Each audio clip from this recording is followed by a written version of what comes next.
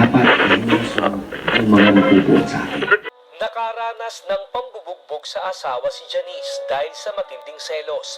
Dahil sa takot sa mister, nagdesisyon siyang tumakas, ngunit naiwan ang kanyang mga anak. Hindi niya inaasahan na magdidilim ang isip nito at susunugin ang kanilang bahay.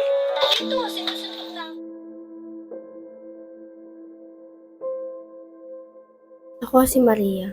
Isa ako sa mga kabataan na nakasaksi ng pagmamaltrato ng mga kalalakihan sa mga kababaihan. Ba't parang ikaw lagi gumagawa ng gawain bahay? Ba't si tatay hindi?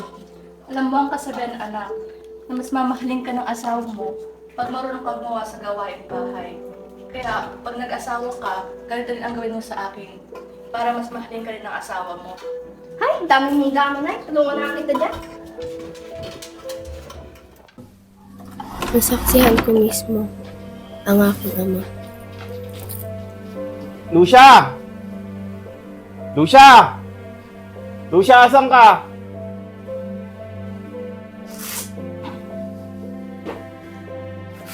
Ano ba yan? Napakatagal naman.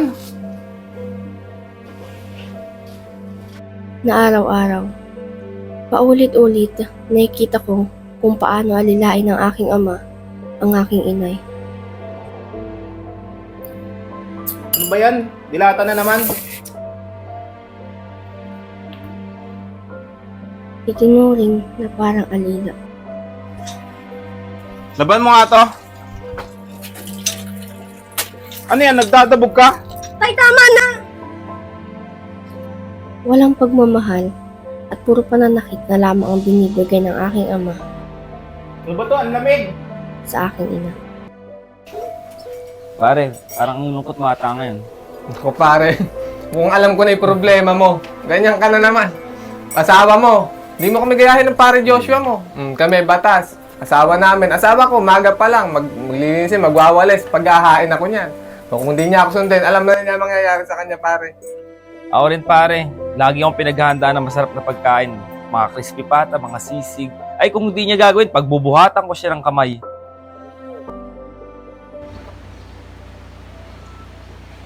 Kahit sa eskwelahan, sasaksihan ko ang hindi parehas na pagtrato ng mga kalalakihan sa mga kababaihan. Ngunit, nalaman ko na mayroong palang naipasang batas na tungkol sa aming mga kababaihan at sa aming mga karapatan. Magandang umaga.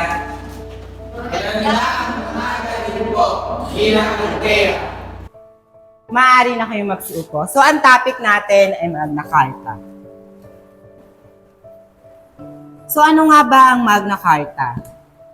The Magna Carta of Women and Comprehensive Law of Human Rights that seek to avoid discrimination through the recognition, protection, fulfillment, and promotion of the Filipino women, especially those belonging to the marginalized sector of society.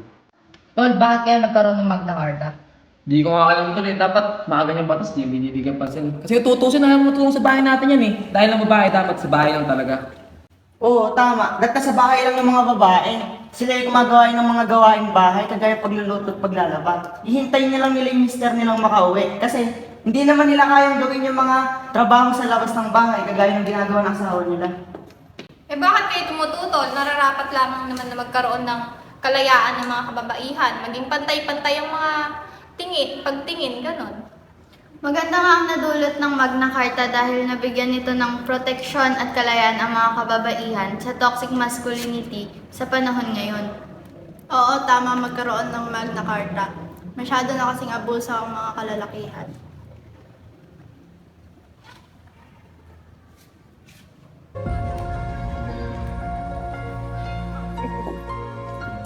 Uy, pre, si Ekang. Hoy, Ekang, ba't ba ayaw mo ba akong sagutin? Ika, kaya naman kitang buhayin. Ang gagawin mo lang, gagawin kitang alila sa bahay. Di ba, tol? Alila! Bahay to, gagi.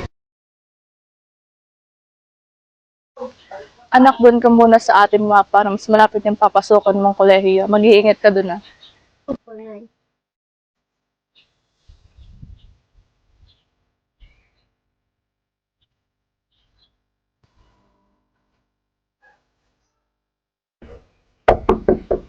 Ate Ikay,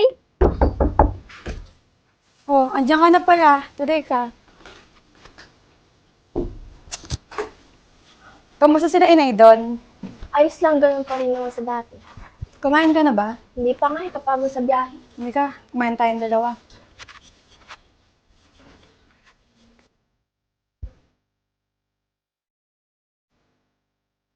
Dito na ako, mahal. Uy, dito ka pala. Okay, Anong oras ka dumating? patagato lang po. Gusto mo magkape? Sige lang po. Sige, pagtitimpla kita.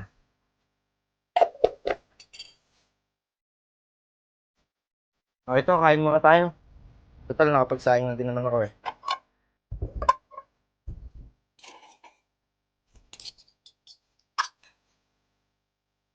Ate, pag gano'n, di kayo tuloy naman ata. Na-adapt na kasi namin yung batas ng Magna Carta. Simula kasi noong nakaraang taon, dito sa lugar namin, na-adapt na namin yung batas na yun.